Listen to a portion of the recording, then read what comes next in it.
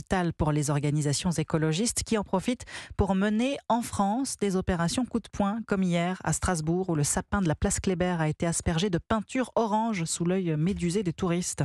Les actions comme celle-ci, qui visent à dégrader l'espace public pour alerter sur l'urgence climatique, se multiplient. Elles virent parfois à la violence. Des menaces, des injures, des sabotages. Les agents de l'ONF, l'Office national des forêts, mais aussi de l'UCFF, l'Union de la coopération forestière française, en font les frais depuis des mois. Toutes les régions de France sont touchées. Illustration en Normandie, dans l'Eure, près de Neubourg. Alexis de la Fléchère.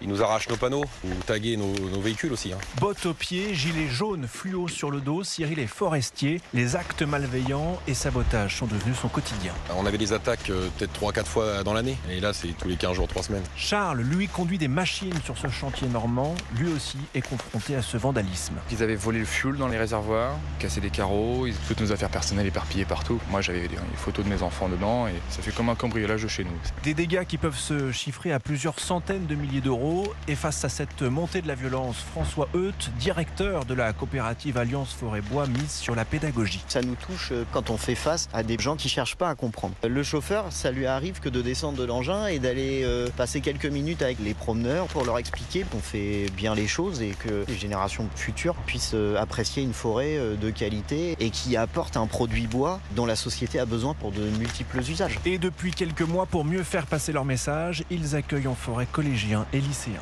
Alexis de la Fléchère.